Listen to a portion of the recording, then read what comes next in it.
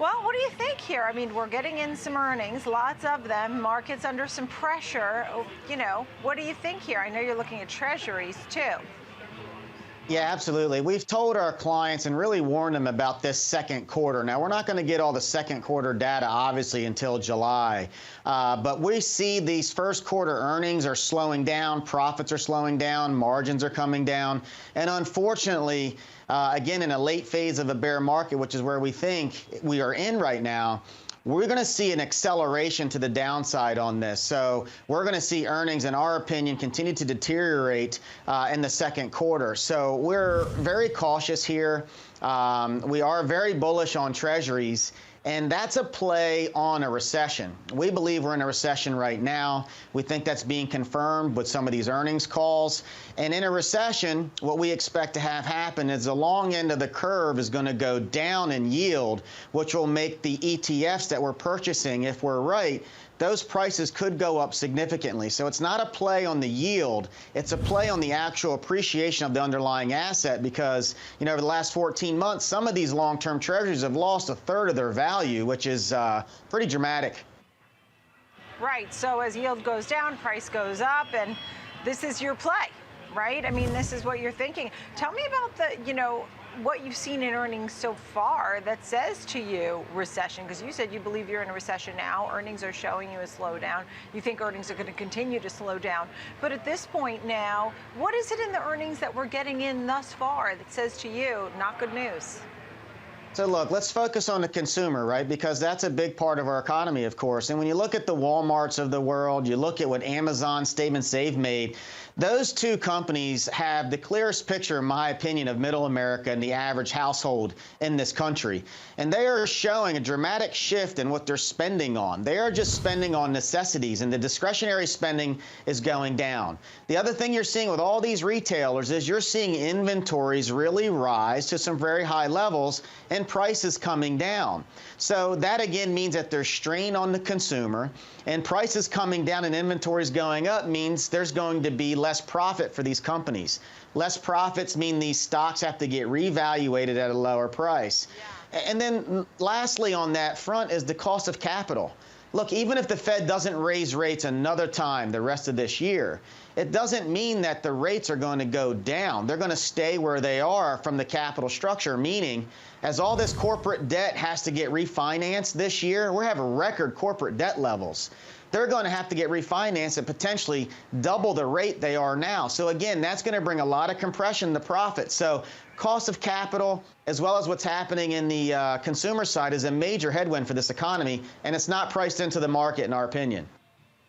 When you talk about, and you're doing it, you're putting your money where your mouth is, because you're saying you have really the lowest stock exposure since what? When? I mean, put that into perspective. So one of our strategies that we tactically manage, that we have a big percentage of client assets in, we only have approximately 6% equity exposure there. We took our cash position just in the last week. We were at about an 80% cash position that we have now brought down to about 63%. So we have aggressively bought dips on treasuries, and we'll continue to do that if we see another spike in rates. Because again, in our opinion, we think the data is clear that we are in a recession. And look, last note to that, the Fed has actually acknowledged the potential of a moderate recession.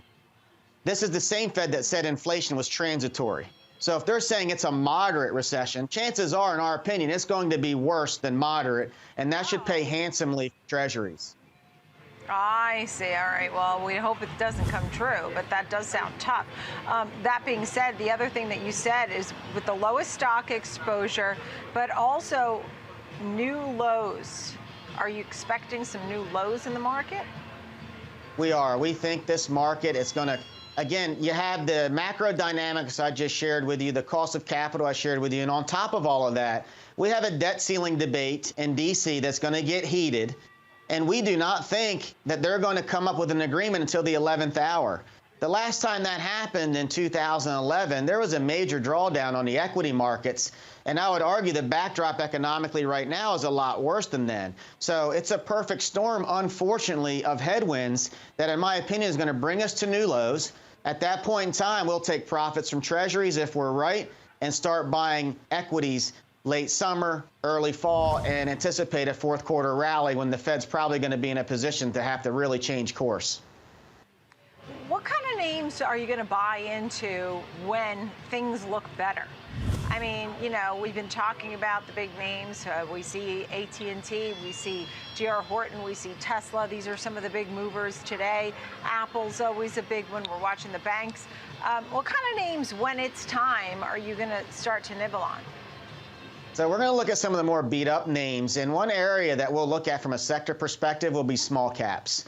If our assessment is right on this market, the small caps will probably get hit, will be one of the hardest sectors hit. And generally speaking, they will be the first ones to come out of the market bottom, in our opinion. So we're going to look to add to things that can have a lot of juice. So we're going to look at the areas that have been beaten up the most. And if the coast is clear, we will look to add to those and get aggressive to those, just as we got aggressive out of those 14 months ago. I see, sort of like what we used to say, the dogs of the Dow, like last year's losers of this year's winner, as I understand. Eddie, great to see you. Thank you so much. Eddie Ghabour, owner, Key Advisors Wealth Management.